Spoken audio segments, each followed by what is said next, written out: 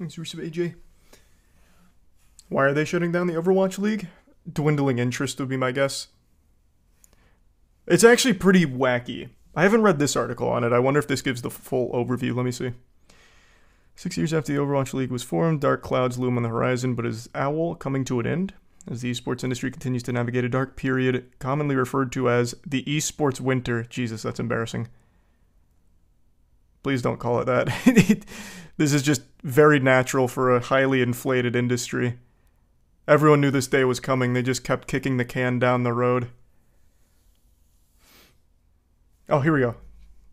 The 12 initial teams paid $20 million to enter the league in 2017, with the price of 8 expansion slots rising to as much as $35 million a year later. Actual, full-blown scam. I brought this up multiple times after starting Moist Esports because not a lot of people, like very few people, but a couple of people asked if we'd have any interest in Overwatch, and I said even if like we did really like the competitive scene a lot, super passionate about it, there is no world where we could afford the buy-in. And I said it was like 20 million, and chat was like, "You're so wrong. No way. No, it's not. You're lying."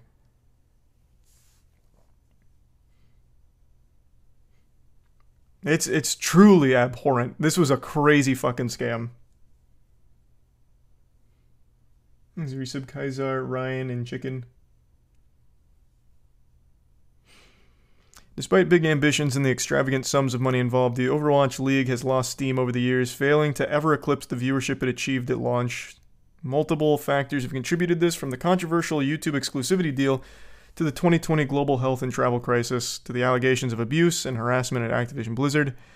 I don't know how much the YouTube exclusivity deal mattered. Even if it wasn't and they were still broadcasting on Twitch and YouTube, well, actually they wouldn't be able to under Twitch's new rules. That'd be illegal. That's forbidden. Okay, let's just assume they never had the exclusivity though. I don't think it would change. The interest in the game overall has been declining. And the esports sector of any game is always just a pocket. It's not the whole community. So it's kind of a niche within the community itself already. I don't think it would have mattered that much. Resub Fry, D-Storm, and Pi. Viewership in the Overwatch League has been in free fall. The recent 2020 spring stage qualifier had a peak of 118k and an average of 55k, a huge drop-off from 437k and 140k from Season 1. Do they do drops? Because this is actually a lot higher than I would have expected it to be. That's actually higher than the LCS. I imagine they do drops in order to gamify it a little bit to cheese some viewers. They do? Okay, that makes sense. With no clear path to profitability and Activision Blizzard in the middle of acquisition by Microsoft, the Overwatch League could be on its last legs. It is. I hope they cover it. Yep, it's right here. As of July 20th, there's no confirmation that the Overwatch League is coming to an abrupt end. However, this possibility has become increasingly likely since Activision Blizzard released its second quarter earnings report, and the document revealed that OWL teams will vote on a new operating agreement at the end of the current season. A team that opts out of the league will be entitled to receive $6 million in termination fees. This means that if all 19 franchise teams decide to withdraw from the league, Activision Blizzard will pay a total of $114 million in termination fees. They're literally paying you to leave. They're like, please leave, we will even pay you to get the fuck out. Thanks, resub Fino, Benadryl, Young, and the gift sub Brina, and the resub tease. Everyone will take it. I really think every single franchise team will. But imagine one that has so much money that they want to be petty. They could not take it and basically just hold the Overwatch League hostage, I think. Which would be fucking amazing. Just one team. The Bumblefuck Scoremasters. The last Overwatch League team holding out, refusing to take the buyout. It's like when a city's trying to buy like a dilapidated house in order to build around the area and the owner just won't sell.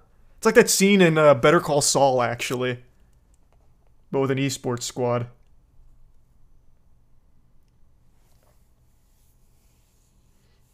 Thanks, resub Joe, Dave, Flappy, Uzi, Beef Jerky, and the Bits. Dumb. Never heard of that game. I can check it out, though. Not sure, Arrow. Good question, though. Thanks, Resub Limbo. In the city case, I believe the government can forcibly take it. I don't think so. I'm not an expert, but this is very personal, actually. My university, the University of Tampa, they were doing some rapid expansion, and they were buying up a ton of houses and a ton of property around the area in order to keep building the university out over the last 10 years. There is still, to this day, last I checked, although it's been about a year now, so maybe it's different, one house in the middle of all of it. It's right before their lacrosse field, right next to their gym, and right in between their dance studio. There is one fucking house that they cannot buy because the owner will not sell. He refuses to sell. He's had it since like the fucking 30s. That shit's been there since the Stone Ages. He will not sell it. Apparently they keep offering and he just says no thank you. And he keeps his house planted in the middle of everything. In a sea of university students, there is one 2-story, rough shape house that they cannot take from him, I guess, because he is not selling it. Unless he did over the last year. Like I said, it's been about a year. I hope he didn't, though. I really hope he didn't sell it.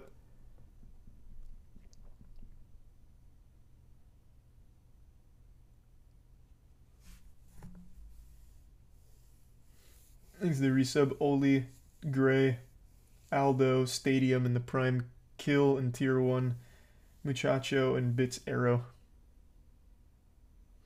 You know, I was saying I've never heard of that game, dumb, but I can check it out.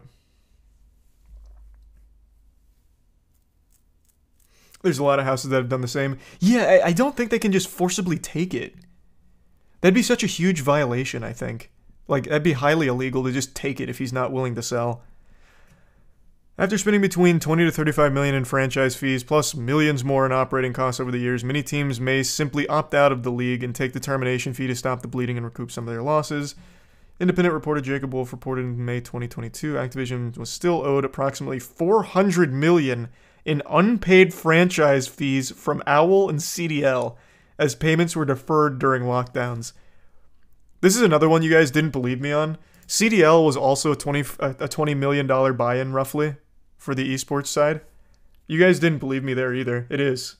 It is legitimately just a full-blown Activision Blizzard scam. The fucking franchising costs.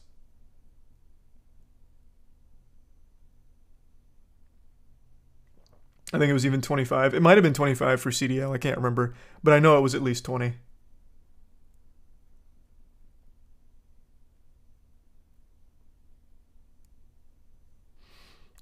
In May 2023, the Sports Business Journal reported that Overwatch League had agreed to waive the outstanding franchise fees for all teams. At the time, the OWL teams still owed anywhere between 6 and 7.5 million to the league. According to Activision Blizzard's most recent financial report, the Overwatch League revenue represents less than 1% of the company's consolidated net revenue. This came only 2 months after the company stated that the Overwatch League and Call of Duty League continue to face headwinds which are negatively impacting the operations and potentially the longevity of the league under the current business model. There is no business model. The business model was hose these organizations for a massive franchise spot buy-in and nothing else. There is no business model. Esports is not a business. It's just net loss forever. Literally forever. No one's figured it out yet.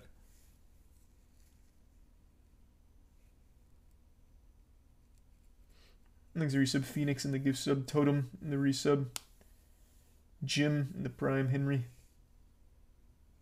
They do. They're called the minarets at UT. That's the towers you're talking about at Plant Hall.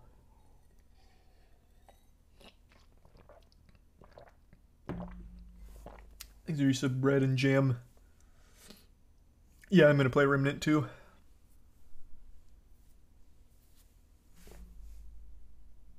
I know, I forgot to put the Barbie score in the moist meter. I accidentally cut it out. That's my bad. Like I said, I thought it was fine, though. I mean, I enjoyed it. I didn't dislike it. Thoughts on this year's art place? I only just checked it. I mean, it seems fine. Seems a little fishy that it's no longer all fuck spez places on there, so it makes me feel like he might have deleted them, but other than that, seems fine. Thanks, Resub Bear. No specific date has been announced as of yet. All we know is that the team owners will vote to either continue in the Overwatch League under a new operating agreement or walk away and receive a $6 million fee at the end of the current season. The 2023 Overwatch League season will come to an end with the LAN finals scheduled for September 28th through October 1st, and the event will take place in Toronto, co-hosted by the city's franchise Toronto Defiant, and feature the top 5 teams from the West, top 3 from the East. The winner will take home $1 million. Yep. I'm sure this one might actually get viewership because it'll be the last one. And then they're paying people to get the fuck out. Closing down the house party, turning off the music, and then giving them a little goodie bag of $6 million on the way out and a pat on the ass. He's a prime for real. The resub Chris. Really hazy. That's fucking shocking. Thanks to resub Bear. Not yet, Staley. I was going to watch that in a little. Thanks for some waffles, Pashi, Retro, and the Prime Calf. Even if Overwatch League does disappear at the end of the 2023 season, this doesn't necessarily mean that Overwatch esports will cease to exist. In a May 5th interview with Deserto, Sean Miller, the head of the Overwatch League, highlighted that the company remained committed to supporting the game's esports ecosystem. Overwatch esports are not going away anytime soon. Oh, is that right? Just like Overwatch 2's campaign's coming out any day now, the PvE is going to be amazing.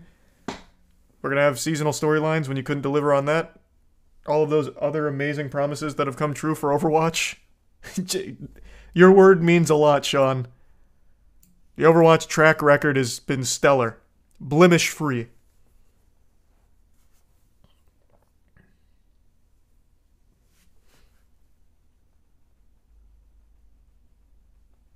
Thanks for resub Sasquatch, Ice, and the Prime Zerv.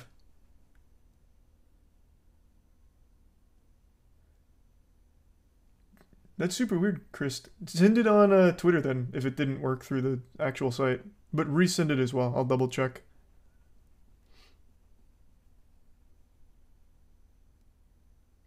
There's rumors about teams suing over false statements to investing, which is why they're offering the $6 million. They should still sue. I mean, they should still sue. This article hasn't mentioned it yet, but they apparently also laid off most of their staff, like their esports staff, for Overwatch. I read that earlier today, but maybe it comes in towards the end of the article.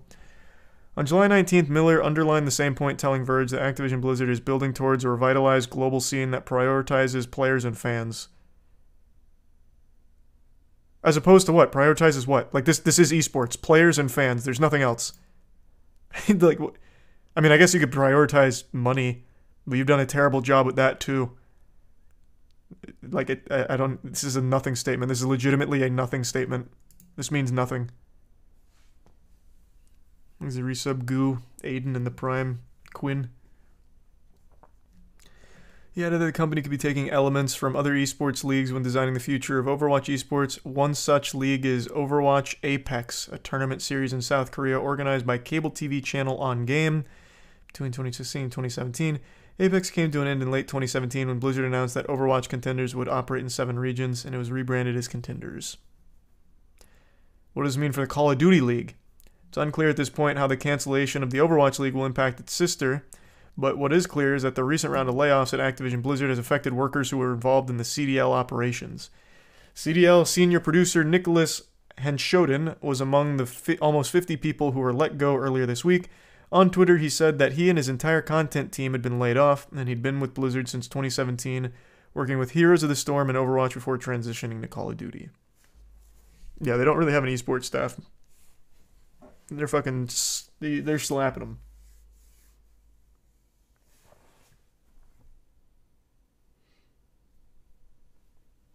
Thanks to the resub.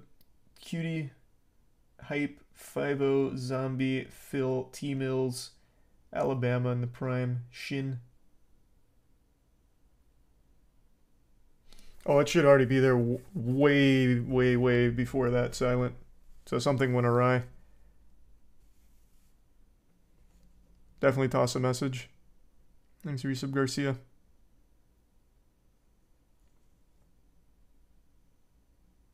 Are there any esports scenes that are on the come up?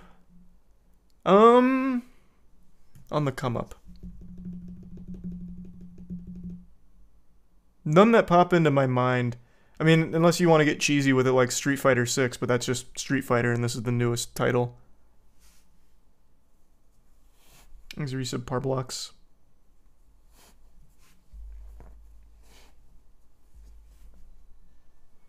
Thanks a bit, Arrow. No, that's good news though, Arrow.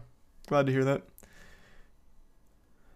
On the July 14th episode of Nade Shot Knows, 100 Thieves President and COO John Robinson presented that all CDL teams will be in a relatively healthy position by 2025.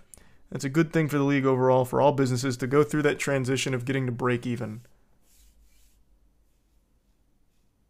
If you say so. How are they getting to break even by firing all of their staff and paying people to leave the league? I understand this is for Call of Duty, but this is not showing me signs of any kind of health around the corner for the company in the esports sector. Maybe he's right though. He must know something I don't know.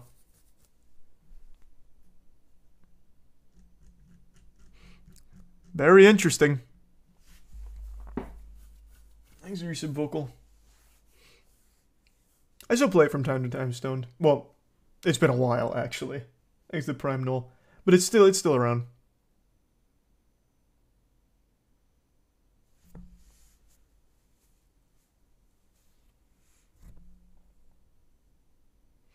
Thanks, Resub August.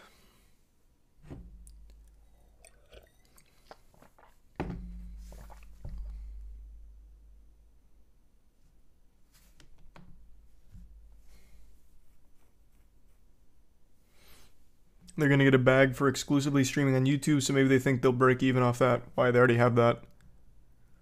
Overwatch League was YouTube exclusive.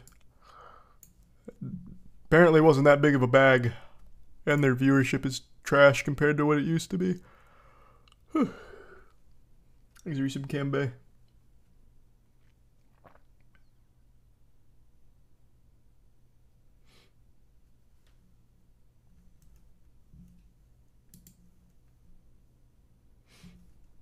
Yeah, I'll try and watch Oppenheimer in IMAX. That'd be nice. Thanks to Resub W. Which is not a good spectator game. I'd be inclined to agree with you. It's not the best spectator game, mainly because even though I do think Overwatch 2 changed it a bit, for the longest time it was literally just shoot at meat pile, wait for alts, coordinate alts, and not a whole lot else for a while. I think 2's definitely improved on that a bit, but for a long time that was basically the esports scene.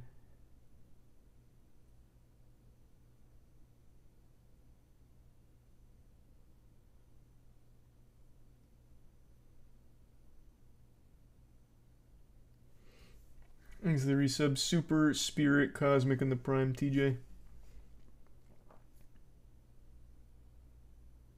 Oh yeah, in other Overwatch news, it's coming to Steam. Yeah, I saw.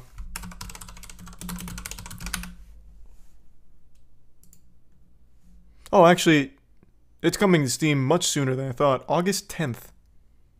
Overwatch 2's coming to Steam. To me, that sounds desperate. Very desperate. Those player count numbers must not be looking good.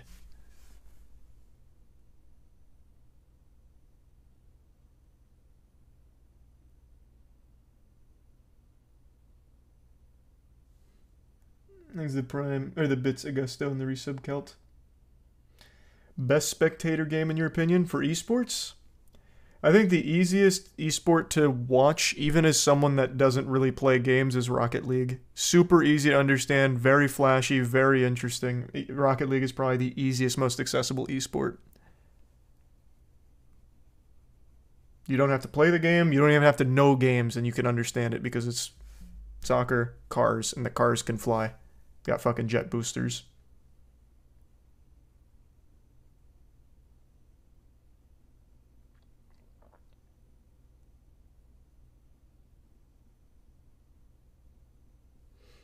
Thanks to the resub Kinky.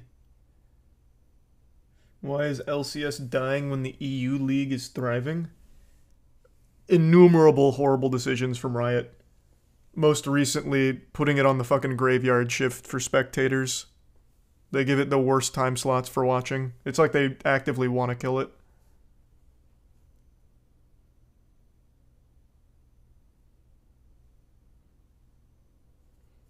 Here's the Prime.